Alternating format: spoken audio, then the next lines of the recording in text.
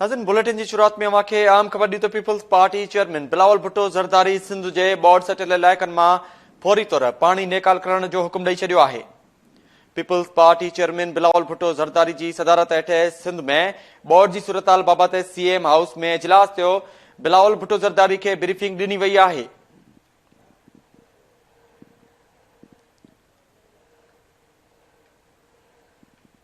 अवांखे update किया था peoples Party chairman तरफा मुतासरन लाइ घर ठाहिण वारे मंसूबे के हातमी शक्ल ॾेई जल्द कम शुरू करण की हिदायत कई वई आहे।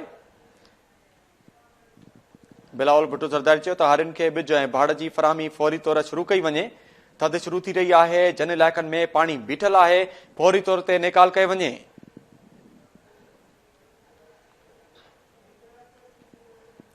इन हवाले से वधिक तफ़सीलन लाइ असां सां लाइन ते मौजूद है कराची मां केटी न्यूज़ जो चीफ रिपोर्टर वहीद राजपर जी। वही तफ़सील ॾिजो। Chairman Peoples Party Bilawal Bhutto Zardari की सदारत में वज़ीर हाउस कराची में जी बोर्ड वाइज सूरतहाल खां पोइ इमदादी सरगर्मियों आहिनि उनके जायज़े के हवाले से इजलास थियो आहे। उन इजलास में वॾे वज़ीर सैयद मुराद अली शाह, सूबाई वज़ीरनि, चीफ सेक्रेटरी समेत ॿिनि ऑफिसरनि कई आहे।